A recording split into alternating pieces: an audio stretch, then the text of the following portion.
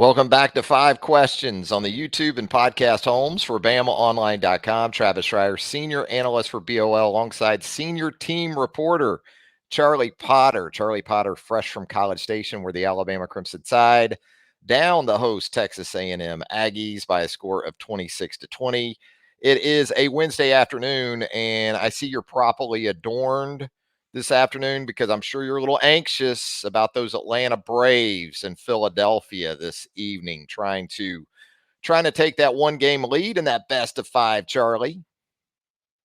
Yeah, it's been a not ideal start. I mean, the end of game two was great, but it looked like it was going to be a 0-2 hole to dig out of. But hopefully, we'll get some good news tonight. Yeah, it'll be interesting to see if the Braves can get themselves back in a good spot in Philly coming up a little bit later on. But we're going to talk some Alabama football, as you might guess, with Charlie Potter here on the latest edition of Five Questions. And we'll get the five questions going this way, Charlie. We'll start on defense with Dallas Turner, who leads the SEC in sacks right now with 6.5 through 6 games. I'm going to go ahead and set his 12-game regular season over under for sacks at 13 and a half. Dallas is on a heater. You going to go over or under that 13 and a half, Charlie? I find myself to be pretty conservative with these. 13 and a half's a lot. Just looking back at last year, Will Anderson had 10 in 13 games. So, but Dallas is like you said, he's on a run right now, and Will didn't really have a run like this last season. We know what he was able to do in 2021, but I do think that the Dallas can easily get to double digit sacks. I would feel comfortable if you'd said 12, getting to that number, but man, 13 and a half, it's a lot. So I would go under. I think the thing is too, I think you're going against SEC teams from here on out outside of the Chattanooga game, but you have another guy on the other side of him who's seeing success, and Chris Braswell. We've seen some of these defensive linemen see success. I think that can help Dallas, but it also might take away some of these sacks. These other guys are having success getting to the quarterback as well. So the pass rush as a whole has been really good here of late, especially the start of SEC play. I think Dallas can continue to go on this run that he's been on, but 13 and a half says that's a big number. It is a lot. And I think, as you alluded to there, ideally, you would like to see a spreading of the wealth. You'd like to see Chris Braswell approach double digits by the end of the regular season. Certainly, these interior guys, the defensive line in general, with Justin Aboigbe taking a step forward against Texas A&M. Just a couple weeks ago, I think I asked the question, or it was a true or false, would Alabama defensive linemen have multiple sacks for the season? And we got that answered here pretty much in the last couple of weeks because Tim Keenan's come along, Jaheim Otis, Justin Aboigbe. So absolutely, it would be great to see 4 or 5, 6 guys, including these inside linebackers too, right? Because we saw that at Texas A&M. Tresman Marshall, Deontay Lawson. They may not have always gotten home on Max Johnson, but they certainly caused him some issues.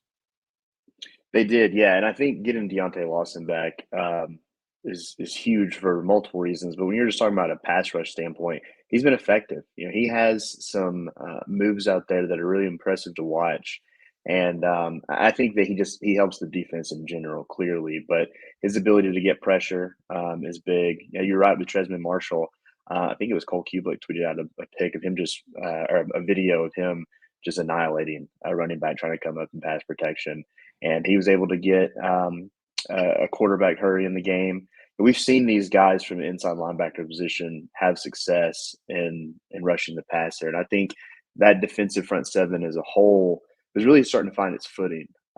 Something I've been working on and going to post later on the site probably tomorrow. But this is a defense that seems to be hitting its stride in all phases, whether it's the pass rush up front.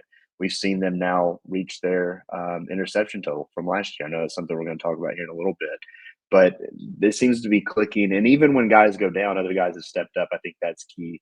That's going to be important this week too against Arkansas. But I do think having Deontay Lawson back not only helps the defense, but helps that pass rush and giving another guy that can get after the quarterback. Yeah, and it's been tough for some of their dime guys because they haven't been in dime as much, it seems like, the last couple of games. So, There's a guy like Q Robinson that can come off the bench and also give you some pass rush and those rabbit opportunities. But absolutely, the more, the merrier when it comes to pass rush, because that was something they didn't get enough of last year. It was Yeah, pretty much Will Anderson or bust, wasn't it? it was. And I mean, granted, Will's a special player, but you got to have guys step up around him, and I think that's what's been so encouraging about this defense is it's not only Dallas and Chris Braswell who have formed arguably the best edge rushing duo in the SEC, if not the country, but you, like we talked about earlier, you have those defensive linemen that are getting that pressure. It's great to see Justin Boydby have the season he's had so far, coming off of that kind of scary injury he had last year. Is this game last season we found out that Boybe wasn't going to be suiting up against the Razorbacks. So to see him have this success is good. And Tim Keenan, man, what a surprise for him just to be able to come in and not only contribute, be a starter and be a damn good one. So I do think that that spreading of the wealth, as you put it, has been very beneficial for this defense. And if they can keep it up, this can be a really special group. Speaking of this game a year ago, our next question involves Jalen Milroe coming off that fantastic performance against Texas A&M. Of course, a year ago at this time, he saw significant action against the Arkansas Razorbacks. As it relates to this season, I'm going to ask you, which is the bigger surprise? The Alabama offense averaging just 3.7 yards per carry in the run game, or Milroe averaging 10.4 yards per attempt when he throws the football? I think both are a little surprising. I do know that, whatever was said about Jalen as a passer going into this season, one thing a lot of people consistently said is the guy's got a cannon of an arm. So we know he can throw it downfield. I think the accuracy has been really impressive and a good thing for this offense. Hell, it was huge last week in College Station. But to me, the bigger surprise is the run game and the struggles that that's had. You look at this past week. I know that Texas A&M's defensive front is really good, but you come away with 23 rushing yards. I know some of that is, or a lot of that is due to the sacks that Alabama allowed, or Jalen Milroe didn't get the ball out of his hands quick enough. But still, you have Jace McClellan with 12 attempts and 45 yards. Widow William with 6 for 9. You got to have better production from your running backs. And I think it's a collective effort. I think the reason it's such a big surprise for me is everything we heard in the offseason from Nick Saban about this running back group and the depth there. We've really only seen Jace and Roy Dale. And then the offensive line and the mentality that they had and wanted to have this season in terms of being a physical, dominant unit to be able to pick up those short yardage situations like we haven't seen in the past. So I think with everything that was said and kind of the identity maybe this offense wanted to have from a balanced and a run first approach, the fact that they haven't had as much success on the ground is the more surprising number, at least at the midway point of the season. I agree. I think Jalen has a hand in both of those, obviously, because sacks come off your rushing total in college. Yeah. So those have been an issue through 6 games. Some of it protection related, some of it Jalen related. And then you think about the 3.7 yards per carry in terms of what would it really be if not for Jalen's explosiveness at times. It would be it would be lower, I guess, too. So it's kind of a two-way thing there with the yards per carry. But still, when you look at these running backs and you think about Jace McClellan and Roydell Williams, both those guys right now are under 5 yards per carry, which is kind of the benchmark for the top backs in college football. I think, though, if you look around the SEC, there's several offenses that aren't exactly piling up the yards per carry numbers. I think it speaks to just how aggressive defenses have become on an every down basis. It used to be kind of play you straight up on first down, but then maybe get you in second and long, third and long. Then you see some blitzing and things like that. Man, people are loading up on first down these days, it seems like. So, as it relates to those running backs, so we really haven't seen much of really Jam Miller of late or Justice Haynes, certainly. Do you think there's a pathway for one or both of those guys to perhaps become more involved in this offense with an emphasis on the run game? I know fans want to see that, and that's something Nick Saban talked about it's been a few weeks now, but just wanting to get them more involved. It's we've seen in the past Alabama use three running backs, and they've had success with it. And I think both of these senior backs. I think the surprise to me is the fact that you have those older running backs that have had significant injuries in their history, of not even getting the third guy in there to give them more of a break. Now, I think Jace has been really good. I think Roydell's kind of been a little inconsistent, and that inconsistency has kind of left you scratching your head a little bit as to why maybe Jam or even Justice Haynes hasn't gotten in the game. But it is weird. You look at it. Only Vandy, Arkansas, and South Carolina have fewer yards per rushing attempt, and Arkansas has a hell of a back and Rocket Sanders. I know he's dealt with an injury, but I don't even think he has 100 yards for the season. So you're right in the fact that other teams have struggled, and whether it's what they're doing offensively or what defense is doing against them, it's kind of a trend, I guess you could say. But in terms of just what Alabama does from a personnel standpoint, I think that getting Jam or Justice involved later in the season could be a good thing for the offense. I know a lot of people were clamoring for Justice this past week. I don't know if throwing him in the fire at Texas A&M would have been the move, but maybe we'll get to see him or Jam or maybe a combination of both more moving forward. Because Charlie, we're glass half full people around here. I'm going to give you a scenario in which I'm going to make a case for the Alabama run game still being effective, even though it didn't produce 30 rushing yards at A&M. I'll say this: A&M remained hypersensitive to the potential for the run game. And you go back He and you did, yeah. watch some of those completions, right? They're in single high coverage. They're leaving a corner out there man for man on Jermaine Burton. And play action still is effective for this offense. So if you want to look at it from a positive perspective, the numbers weren't great. There's no denying that. But I think it also helped Alabama throw some of those deep balls in just the passing game in general. In that it wasn't like A&M was playing a six-man box against Alabama or just kind of sacrificing something in the run game. They still want, in defenses that see Alabama, it seems like, Charlie, still primarily want to take away that run game first.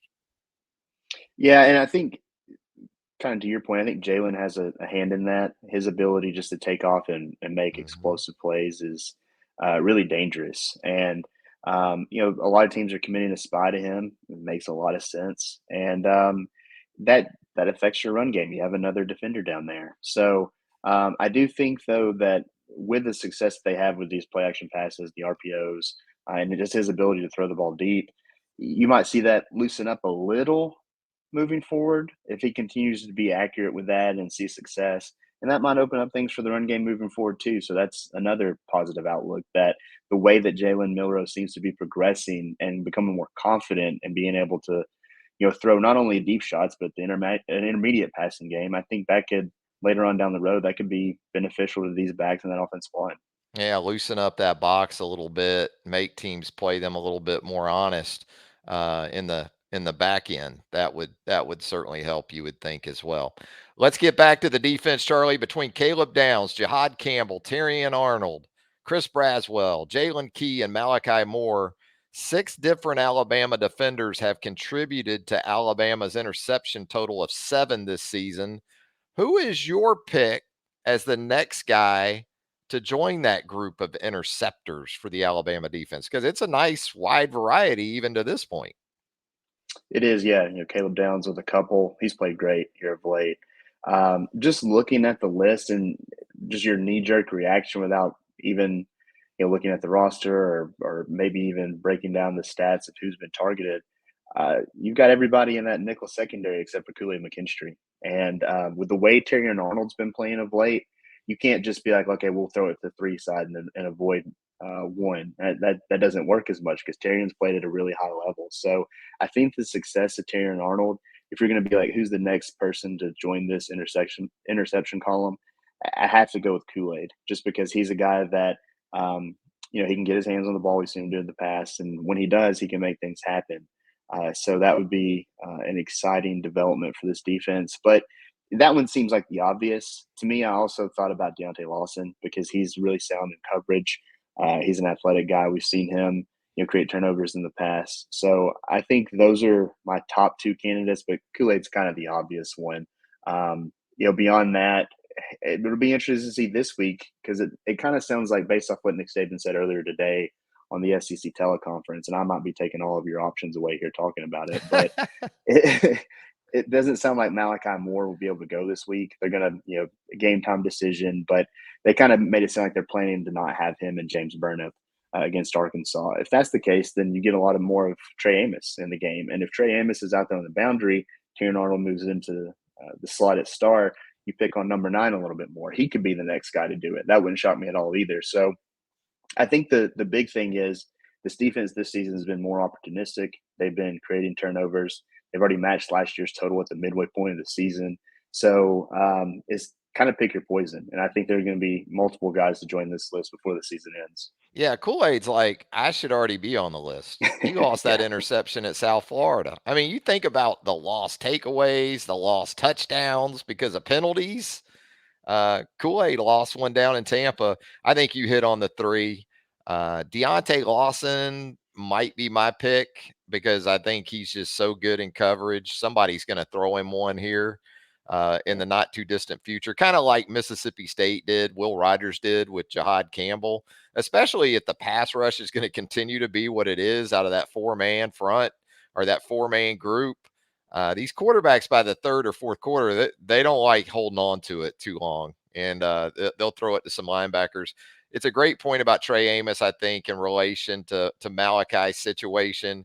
And when you look at it in the nickel, if Malachi doesn't play, and your options are to go at Kool-Aid, Terry and Arnold, or Trey Amos, you're probably going to go at number 9. And I've been on record. I think he's very capable of doing some good things at that corner spot. So, yeah, I like all three of those. I think you're on it with those, and wouldn't surprise me really in any order with that trio. So it's a trap game week, Charlie. Have you heard? Trap game after that big road win at Texas A&M for Alabama. Tennessee on the horizon here in the next week. Here comes a struggling Arkansas team to Bryant Denny Stadium. So I'm going to ask you your trap game level of concern for the Crimson Tide going into this one. I guess if you put it on a scale of like 1 to 10, maybe 6, 6.5. Just because this was a big game against Texas A&M.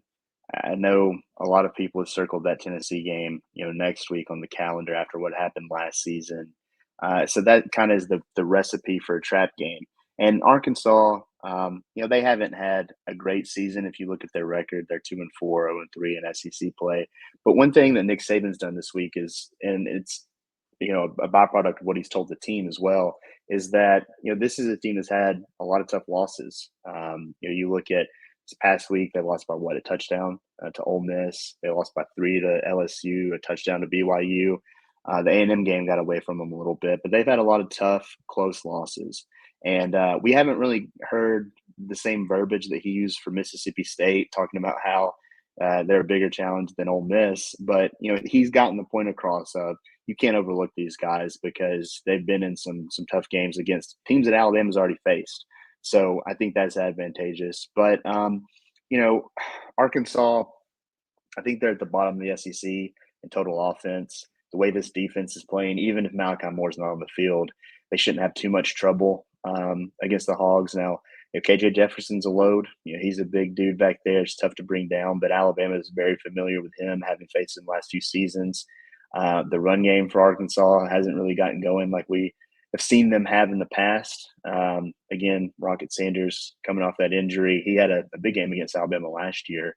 But I think that if this offense can continue to trend in the right direction, I thought the offensive line last week, even though you look at the numbers and they gave up 6 sacks, I thought they were pretty good in pass protection against that A&M front. And Arkansas doesn't have those same dudes up front.